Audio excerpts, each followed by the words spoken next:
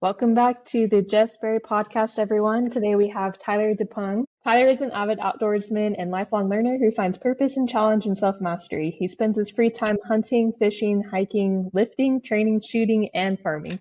Tyler has faced significant adversity across multiple areas of his life and emerged with a deep faith in God and an open, resilient perspective. His story is one of grit, growth, and gratitude, and I'm super excited to have you here. So thank you, Tyler. Wow, that was quite the introduction. That was good. Yeah. Thank you. Hey, Jesus, beats.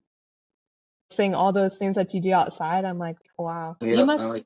like live outside if that's your free time. Yep, yeah. I don't like to spend too much time indoors. Yeah. It's not too good for the mental health. Before we started, you mentioned that you moved back to Michigan and tell Yep. us about what you're doing out there with your family. So, probably obviously people don't know listening, but I met you out in Utah with the family training jujitsu and lifting, blah blah blah. My grandpa actually passed away while we were out there, and I'm then sorry. yeah, no, it's all good. And then my grandma, we just decided to come back and take care of her, live the farm life. There was multiple things I was gonna do in Utah, Yeah. multiple businesses and blah blah blah. And kind of everything fell through for good reasons and we decided to do the honorable thing and go take care of grandma, make sure the farm doesn't get lost, make sure she doesn't just have to finish up her life alone basically. I mean, it was, and then there was actually some wild stuff that was going on in our townhomes that we were living in too. I guess I won't name drop, but there was cartels moving in. You know what I mean? Pretty hardcore. Oh, And wow. me and my wife are pretty. We didn't grow up in suburbs. You know what I'm saying? So we grew up in the city, Mm-hmm. so we have an eye for certain things. And once we started to see a lot of the stuff that was going on in this supposedly high-end townhome community, it was just crazy. And we had Yeah. a insane neighbor. There was multiple. I'll clarify, it wasn't on my children, obviously. I'd be fighting a murder charge. But Mm-hmm. there was a couple child abduction attempts. Yeah, people were in these townhomes chopping up cars and running things. Yeah, doing a lot. And it Oh, was like, we have the eye for that. We're like, oh my, we were pretty shocked. So yeah. between that and basically choosing to live the city life or the country life and go take care of grandma, we were like, yeah. And then what's funny is like a couple older people, older gentlemen that I talked to the whole situation about, like from a 30,000 foot perspective. I take their opinions, serious. Like Mm-hmm. I'll ask advice from people my age, but a lot of the time when it comes to life advice and stuff, I'm definitely listening to elders. I've learned in life that's probably the smartest thing to do. Yeah. And so once I kind of brought up everything, I talked to a couple older guys that I respect their opinion and asked them about it, and they're like, "Yeah, you need to get your family and go home." You know what I mean? Not in a way to get away from anything, more of like you have the opportunity to live on a farm. So yeah, once I talked to them, yeah, it was pretty much it was a done deal. We literally packed up our stuff within a week and we're gone. You know what I mean? So it was Wow.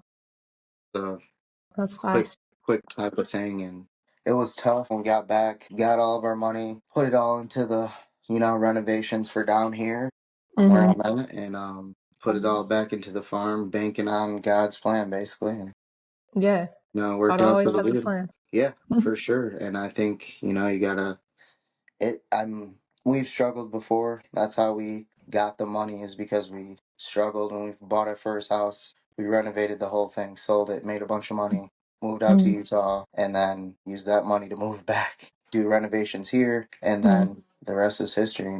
Like I said, it was tough. Had to spend 6 months in a two-bedroom apartment, the family of five plus my parents, Wow. while all the renovations were going on. And but you know what I mean, you can either get real crabby and stuff every day or whatever, or just try to be grateful you're alive to do it, and Mm-hmm. worked day in, day out, dark to dark, getting everything done. Yeah, that perspective is everything. Where do you think that you developed that I'm just perspective? definitely watching my mom and dad for sure. My mom's the most patient person I've ever seen. She kind of went with my dad's dreams and aspirations, and he made it happen my whole life. He was a hustler, never worked for he did construction, and then insurance with his dad, and they got into bail bonds, and it was pretty much from there. I mean, he's still doing it. They got back into construction now, but for 20 years, I seen him Mm-hmm. do everything. And then in bail bonds, I don't want to go into the technicalities of it, but basically, if you bond somebody out and you're the owner of the company, they told him when he started the company, like, hey, if these people don't show up, the risk of you owning the business is, let's say their bond is $50,000, like that was their bond to get out of jail. If they don't show up back to court, you owe us that $50,000. Mm. So either you Wow. pay up or everything's gone. So they were like, or you can take up bounty hunting and go bring them in yourself. So my dad, no prior military experience or nothing. Yeah. He was super tough in the streets, you know what I'm saying? And he just, yeah, he was like, okay, I'll just go get him myself. That's how my Wow. life began as like a early teenager, 11, 12, 13. That was how I was growing up, just watching him and my mom. I Mm. seen my dad do just incredible things like break up armed robberies, unarmed. I mean, got to kick doors with him, bounty hunt with him, spent hundreds of hours in the car with him, just learning, listening, you know what I mean? And then my Yeah. uncle did the same thing. We all spent a lot of time together and learned a lot and seen the ups and downs of what that comes with, which is, it hurts me to this day because as a man, having other people besides brothers in your life, blood brothers, there's really not a lot you can go through in life per se. Anyways, I say all this to say, I see my dad build a very deep and strong bond with men, doing everything from putting their lives on the line, literally almost dying, all these things like death, all this stuff, and to still be betrayed after that. You get what I'm Mm. saying? Like to have those guys steal money from you and this and that. I think that's what, as a man, is the hardest because you can probably see it now from a womanly perspective, especially in Utah, because Utah is the epicenter of this. Men who come from like, you're the military, aren't you? Yeah. Right. Okay. So you understand this a lot. Men that come from the military or some sort of team environment, right? Mm-hmm. They're longing for that dearly after they get out, you know? Mm-hmm. Um, and it causes a lot of issues. That's why Utah's the epicenter of people that got divorced, dudes that get divorced, move Mm. there, start a men's podcast, a men's coaching podcast, but then are complete failures behind closed doors. And a main problem is that lack of team. That lack of brotherhood is horrible. Like dealing with it is just so mentally, it's real bad. So when you have people do that, I think it makes people go down a real bad hole. And for me, seeing my dad handle that is what kind of made me have some resiliency to be able to get through that. Like, right, for example, like Kai, you know how close me and Kai are, Mm-hmm. like that bothers me that I can't spend Mm. time anymore with him because of what happens when we're together. The training, it's more of therapy, obviously for women too, but for men, Yeah. we really don't have, our therapy sessions are intertwined with our physical outpourings. So training, lifting, hiking, Mm. you're building therapy in a relationship with that other brother while you're doing that. So when it's gone, it's tough. Obviously, we talk every day, me and Kai, but my other brother, Major, moved back this year. He literally died 3 times, 4 times, and came back to life. So having people in your life is important as a man, but it sucks when you're the wolf, the solo wolf. Like, Mm-hmm. it's really tough, and I don't think a lot of men can really bear that weight. That's where faith comes in. And then that's where you see firsthand, because you're going to get crushed by life, right? That's why I think a lot of men, especially, because I was going to get into this, like this men's coaching stuff. Yeah. Spent thousands of dollars talking to people to start it and everything when I was in Utah. And then I realized you can't ever actually have an impact or help people in a real way besides physically being with them. You can't do it online. And the people that are just doing it for money. And then you see them get Mm-hmm. divorced, and then you see a family get ruined, and then it's this whirlwind of things, and then they're trying to brush it off like hey, sometimes that happens, and it's like, no, man, your kids are changed for life, you know? Yeah. And then those same men, then they want to get back to God, which I'm not knocking them. Everyone has their own journey and everyone has to get there the same way, but we shouldn't, as men, have to destroy families to find God. You got to understand that's what's going to get you through when everyone leaves anyway. If you read the Bible, that's what it's about, you know? Yeah, it's so important to maintain that connection with God regardless of who else is in your life. And I Yeah. love that you brought up that element of coming from a team. I never really thought about that growing up in Utah, but I mean, experiencing firsthand, I actually don't even know a lot about my dad and his background, but because he exited my life when I was 9 years old, he went to Okay. prison. Yeah. But to experience the effects of a lack of connection that he must have had in his own life, Yeah. that's where addiction Oh, comes from. Like heavy. that's a whole Heavy. nother rabbit hole. Heavy. Yeah, I come from, so I'm half Irish, half black. I come from slaves and lumberjacks. Mm, So alcohol is the number one thing for me. I chose from a very young age to be a smoker rather than a drinker because I saw the destruction it did. mm, My upbringing, my dad had enough self-control to control his drinking. Never was a problem in the family or this and that and the other. But I come from a long line of that. And so you got to really pay attention to that stuff. And it's the same thing. Like, it's trauma and pain that just gets passed down. mhm. My great grandfather got left at lumberjack camp. You get what I'm saying? Wow. 10, 11 years old. Like his mom went up there with him. He had siblings as well. He comes back from a morning of, so he was a whistle punk. So what that means is like up here in the winters, all the younger boys would have to carry buckets of water during the winter back and forth and Hmm. basically throwing it on the ice so that the lumber can slide up and down on the sleighs with the horses. Yeah. So Interesting. yeah, tough life, like Yeah. rough. And comes home one day and his mom has, they didn't have bags, it was a trunk, had their trunk packed up and had his like siblings all in their, coats and tidy little things, and he's like, oh, where are we going, you know what I mean, blah, blah. She's like, no, you're like your dad, blah blah blah, your ass is staying here, we're Wow. leaving, bye, you know what I mean. And that's the introduction of my great grandfather, Yeah. and again, alcoholic, fighter, but he Hmm. grew up in a lumberjack camp where all it is just fighting and turf wars, and it's just nuts. Yeah. That's And wild. he passed that trauma on, got saved in it later his life, and yeah, luckily his son, my grandpa, who was born in a whorehouse division in Grand Rapids in the hood, you know what I mean, Mm. white guy, Irish too at that. They didn't like Irish back then, the Polish.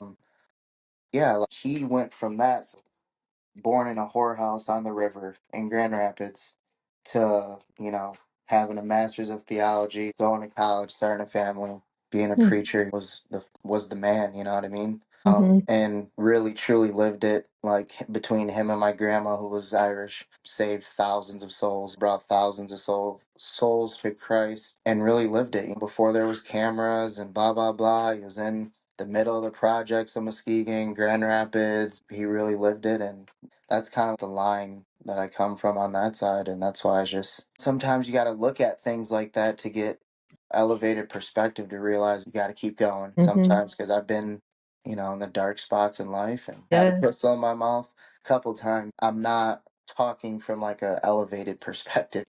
Definitely understand the dark times, and that's why I Mhm. reached out to you, you know what I mean, like, because I understand that, and it's like it sometimes takes somebody else telling you and reminding you that Genesis verse, like, you're made, created in the image of God. All human beings are priceless, our value doesn't have a price tag on it. We got to Mhm. remember that sometime, and I've definitely forgotten and thought the world would be a better place without me. But that's why I'm thankful for Christ, because I'd be a emotional, angry, and destructive person if I wasn't come to Christ straight up. Yeah, me too. With everything, like all the adversity that I experienced growing up, I feel like my relationship with God through all of that definitely allowed me to gravitate to more, I'd say, healthy outlets, and I Yeah. could have easily, gone into drugs and alcohol and things, and not nothing against people who do go that route, because I feel like we all find ourselves in circumstances that are opportunities to teach us what we came to this earth to learn. But definitely having God in my life growing up, and that relationship with Him has been huge. And I'm super grateful that you did reach out and reminded me of that, Yeah. We all need because it, you know?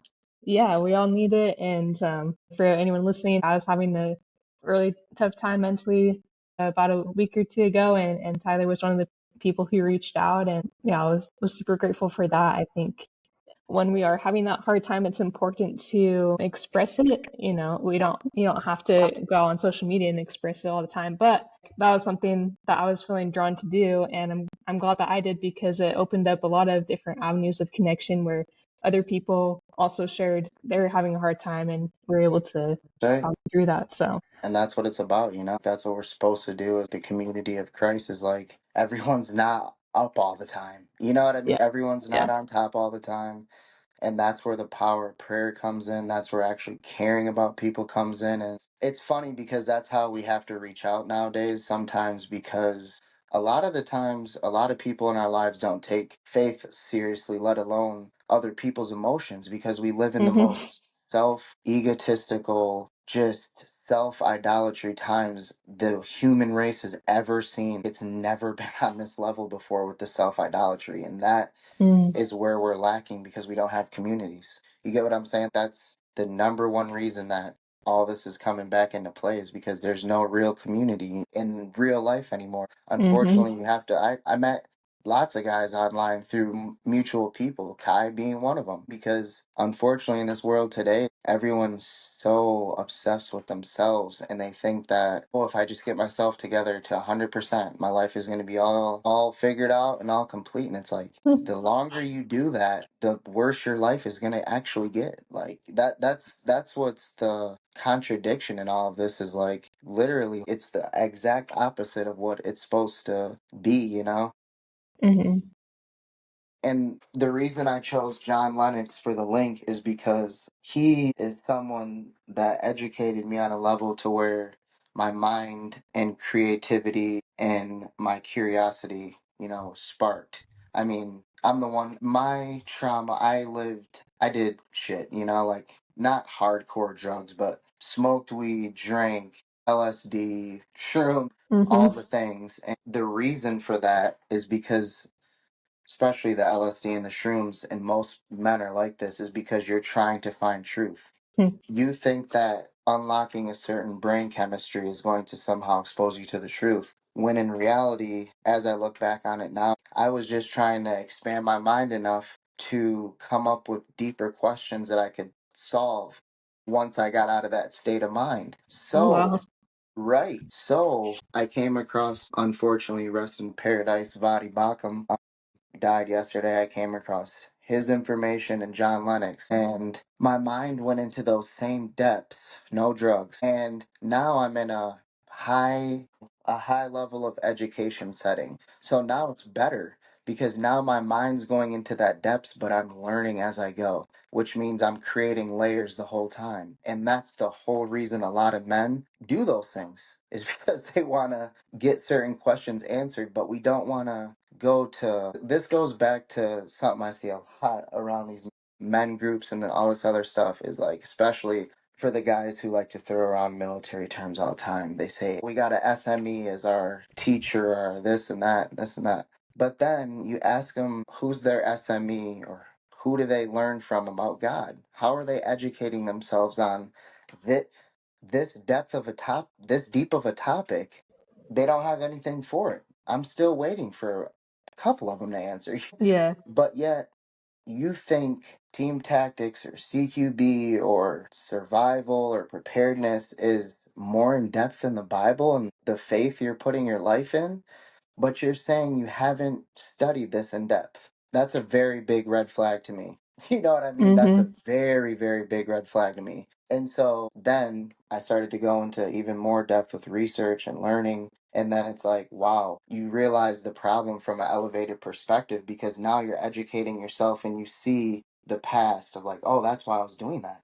I was trying to Mm-hmm. reach this depth. I was yearning for this knowledge, right? This truth. When all I Yeah. had to do was go to the right subject matter expert that is smarter than me, that can expand my mind into different areas of this thing we call the Christian faith. So once I did Mm-hmm. that, it was a wrap.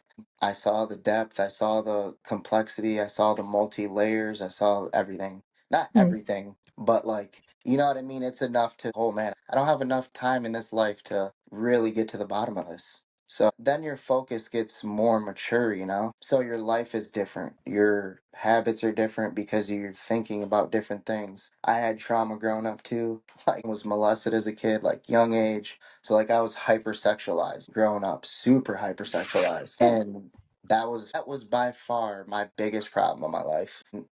What changed that is getting into faith. Not because obviously I pray all the time and there's power in prayer, but the more you become obsessed with something, the more it takes up your time, the different your thoughts are. Mm-hmm. So that leads to different behavior. Get what I mean? And that's the whole point of it. And I don't know, I just think a lot of people, especially these guys nowadays, just dismiss it and don't actually do the research that it takes. But then when we get to talking about anything military or combat or fighting or this and that, oh my God, we've read 8 books, we've read this and that, we know everything, all this stuff, and that's all Yeah. cool. But what happens when you go against a person that has all of that and then has the power of God on them? Right. Like, I Good want to luck. know, I want that side. You get what I'm saying? Because a lot of these guys also don't put themselves in these prophets' shoes, man. Like, think about Joshua, right? He's in a Mm-hmm. small tactics unit, or small unit tactics. You know what I'm saying? A certain set of guys, normal sized human beings like me, going up against actual giants Mm-hmm. behind enemy lines. Like, these dudes are infiltrating on foot, infilling on foot with swords and spears versus guys that have swords and spears and shields that are almost twice the height of them. But somehow we're not looking at what these guys were doing mentally and before the scenes to make that happen and get the battle won. Like Mm-hmm. it's crazy. That for me, Yeah. when I started looking at men like that, I was like, I want to dig into that because like I don't think half the guys that are claimed to be tough nowadays just I don't it just doesn't impress me, you know. Yeah, there's more to it. Like there's a multifaceted approach, and if you're missing that connection or that link with God, like you can only become so strong, in my That's what I'm opinion. saying. Yeah. Because if you look at things from a mature perspective, just look at everybody. Life is gonna get you sometime. It might not be when you're like at your peak and everything's juicing and flowing and you're strong and you're Mm-hmm. this and that, but it's like, dude, life is coming fast and it will bring you to your knees. And then what? What Mm-hmm. is your hope? What is your truth? What do you base everything on? And most guys, I'm just talking to the guys because I'm not a woman, you know what I mean? So I don't want to Yeah. cross lines and it's just like what are we really thinking about here? Let's get past the emotional pain and trauma that a lot of people have had. I've seen horrendous things, done bad shit. We all have done these things. But what besides the emotional and guilt, that attachment that we feel to the past, what are we actually doing to go forward? Are we just trying to like dig a grave and put it in the back of our mind and hope it doesn't come up, or are we actually dealing with it and digging deep and trying to actually get past things and learn stuff Yeah. and grow from it? That's the big thing. Right. And I mean, that's where the hard work comes in. So it's easy to push that away and to not want to. But what advice would you give to somebody who knows they have a lot of work to do but doesn't know where to start? Everyone has a lot of work to do. That's the first thing. No one is up here and up here, you know what I mean? Mm. That's where like maturity in the Christian faith and understanding God and being humble truly is. We all have a ton of work to do. I got to get better at managing my time. Like I got to get better at taking care of my health. I shouldn't smoke as much. There's Yeah. countless things we can all do. The big thing is just get a relationship with Christ. That's it. And if it's boring to you, then you're not at the proper outlet to learn. You're Mm. not getting the information from the proper source because it's not boring. That's why again, I put that John Lennox link in there because he's a subject matter expert, legendary status Mm-hmm. with not only the Christian faith but education itself. He's an Oxford Yeah. professor of mathematics, science. He's wrote a lot of books. He was over in behind the Iron Curtain arguing that God is real while we were still some of us, a lot of us, not even born. So we have to really take that serious and look at this man's life experience and try to glean as much as we can educationally because the education's there and he's an older guy with a lot of life experience that opens your mind to the curiosity of the stories and layers and the context and the actual message of what's being said. And the advice I have is just get into that. Mm-hmm. Working a certain morning routine's not going to save you. Working out's not going to save your life. Doing a bunch of fun things all the time is not the answer. That's not going to lead to anything except you expecting to have the most fun all the time in life. So when it doesn't happen, now you're in a very big downswing, you know? Which, if you don't have faith again, is going to take you out. You get what I'm saying? Because it's hard enough to Mm-hmm. deal with life. So the advice is just to educate yourself on people that are true subject matter experts. Wesley Huff, John Lennox, Vadi Bakum, like these Philip Anthony Mitchell. These type of guys are subject matter experts. And I just talked to this with another guy, and I proudly said it. They're smarter than I am, and they've done things I'll never have the opportunity to do in my lifetime. Guess what? I'm a darker skinned guy, tatted up from head to toe. I'm not going to be openly welcomed in a communist country to have a sit down debate with the most highly intelligent fucking physicists and all these other people. You get what I'm saying? Where there's Yeah. 2,000 people listening to me because I don't have the prior education and the life experience, you know, Mm-hmm. which is great because I can learn from someone who does. So these are things we got to take serious and we have to just get into the information and the knowledge because that's going to lead to your prayer life being better, which is going to improve your life. You're going to care about other people more, have open conversations with people, listen to them, help them, pray with them. Actually, when you say, and this is what bothers me, when somebody says, I'll pray for you online, but doesn't actually do it. When you say you're going to pray for someone, do it right then. Make that a point of, because otherwise you're telling a lie. So your Right. faith is based on, you know what I mean, nothing. So those little things I think are what help you navigate through life because it's going to open relationships up to you through Christ. Where when you're in a down spot, when you're in a hard spot and you need prayer, you can just reach out or go on social media or something and say, like, hey, I need prayer right now. Like, I'm going through it. I need Mm-hmm. prayer and conversation with people that care. And that's the whole beauty of it. And then that leads into everything else because you want to take care of women, you want to take care of children, you want to be there physically to take care of them. If you have to fight, shoot, lift up something heavy for an old lady, lift up a kid to get them out of trouble, you want to be able to do those things because you actually care from the heart and the mind, which is where Christ said everything's going to be in the new Second Temple era, you know? So it's like, Yeah, those are much more motivating reasons to be strong and fit mentally, physically, spiritually, as opposed to just like, oh, I want to look good. that's Like what I'm there's saying. there's Like, such a culture it, around that. and it's so bad. Like, that's why, honestly, it's another reason why I homeschool my boys because that's a huge thing. And still, the male culture, whatever you want to call it, men, we glorify stupid things, sleeping with a bunch of women, like I used to do. You know what I mean? Mm-hmm.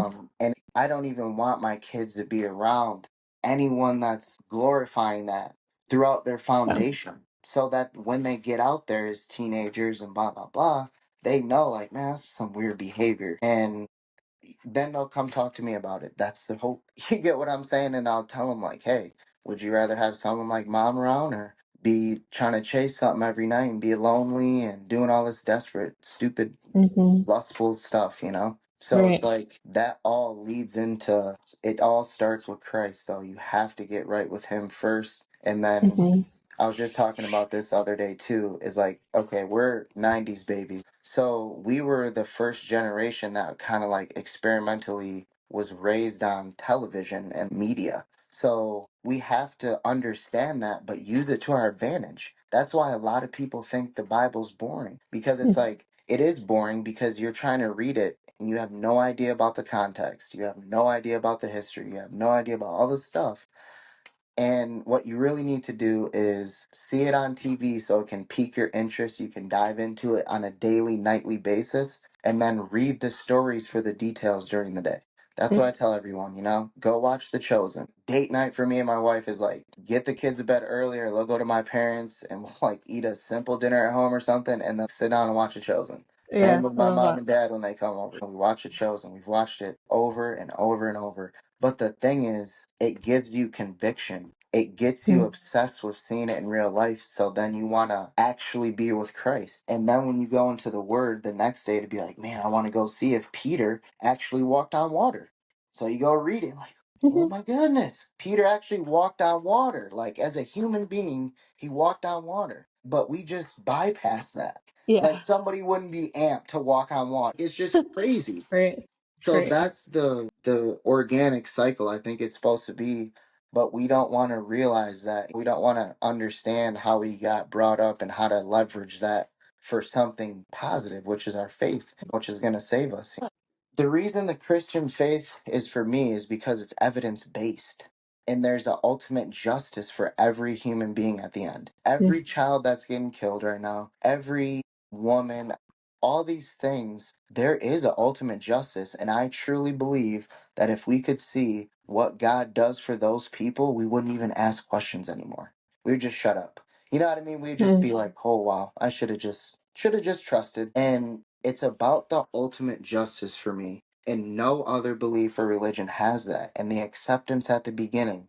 What we were talking about earlier to circumnavigate back. Okay, for a woman and a man, let's say marriage, right? It's the only faith that's not merit based. You get what I'm saying? So, like, this is the difference, right? This is every other religion. If I were to go up to my wife before we were married, say, hey, here's the list, here's the cookbook of everything I love. Here's this certain cookie on page fucking 300 that I like the most. I want you to get all this perfect. I want to have meals every single night. And for the next 40 years, that's your job. And then after that, I'm going to basically kind of decide based on how good you did over those years if I want to marry you or not.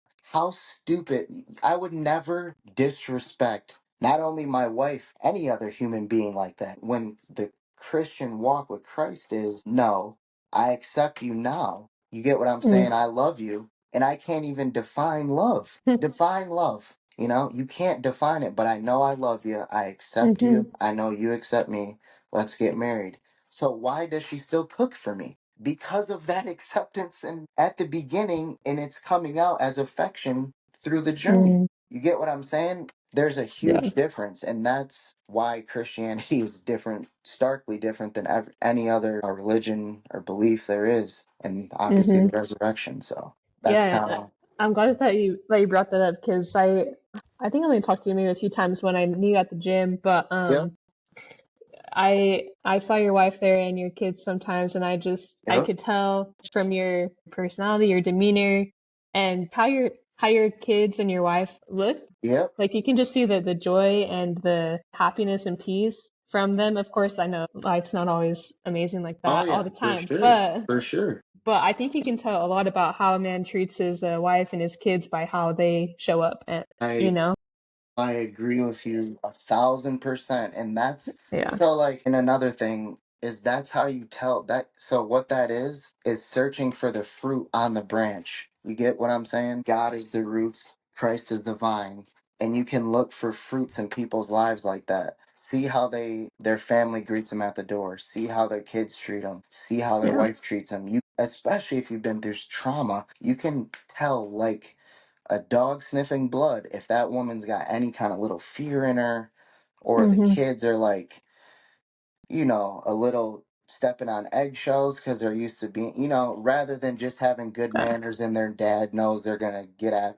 There's a right, difference, right, and you can see it. And especially what I was talking about earlier with these guys portraying this super life online and putting themselves on a pedestal to try and coach other men. when that's Christ's job. That's where you can see it. Because Mm, look at what these people post. Look at how they are in public. Why do they not post their wife all the time? Why do they not talk about their wife and kids all the time? Why is that all, you know what I'm saying? They're never in the camera. They're never in the picture. It's those type of little mm, things are there for a reason.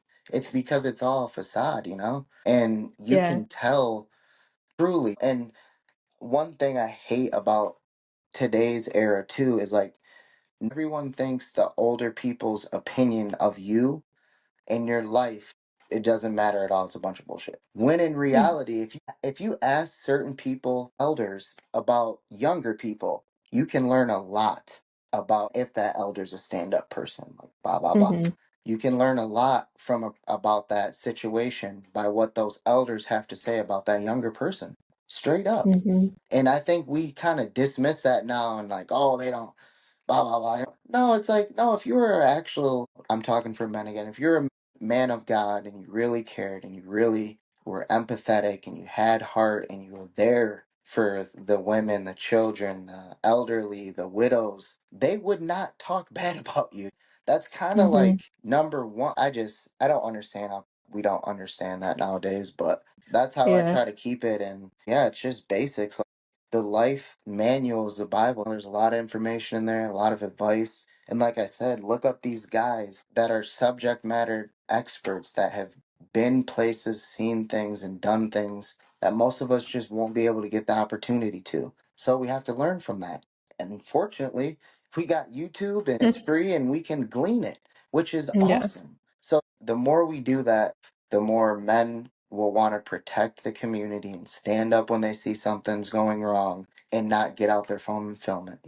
And that's all I Yeah. try to do. It's not a show, it's not this and that. That's why I don't care about a lot of things like rank or competing or in anything because it's not for that. And not Mm, knocking competition or anything like that, but I'm trying to give my sons the best life, be as good as a husband as I can, be a super great father and give them the spotlight and teach them how to take that spotlight and give it to God so we can have just a longer life together and have more yeah. memories together. That's mission number one, like honestly. And I know you don't do those things for show, but I do just want to let you know that it does show in all the ways Oh, that thank you. matters.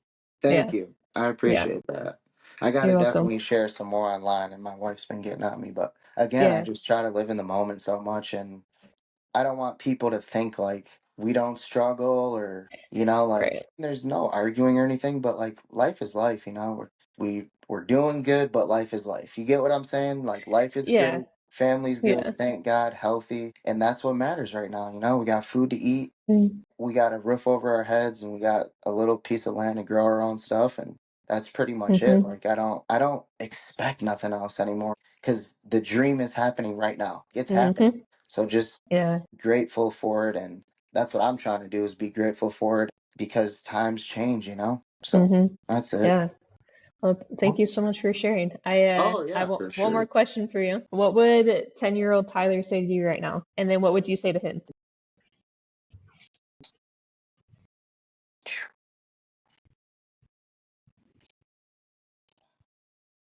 Oh, sorry, It's okay. the dream came true. Mm, The dream came true. We survived. I got the sons I always wanted. I got the wife I always dreamed about, and man, sorry. And I had visions like when I was little, of like exactly how I look right now. I'm not mm, lying to you. Like I knew I was gonna be tatted. I knew I was gonna have a mustache. Like knew I was gonna be look like this, but I wanted the wife and sons specifically, and mm, I would just tell him like, man, it's gonna be rough. Those next 15 years are rough, bro. Rough. Oh my god. But you made it out alive. You're a man of God. Your family loves you, and you're making your elders proud. Your parents and the ones that are no longer around. So that's a deep question, and mm, that's honestly I think about it a lot. That's why I kind of got like emotional there because it's a lot going through shit when you're a kid. When you have that type of trauma mhm. and you're just dreaming. You know what I mean? And I Yeah. think we gotta For myself, like I said, the dream came true, man. I just wanted sons, wanted a hot wife that's loyal, down to ride, down to do anything and adventure and make our own story of life. And we truly did that. Like the amount of things we did before 30 years old is just, it's just remarkable for where we came from. And my younger self would definitely want to hang out and be around me right now. As about Mm, to be 33, 10-year-old me would want to just be clinging to my hip all day, every day. And yeah. that's a true success story.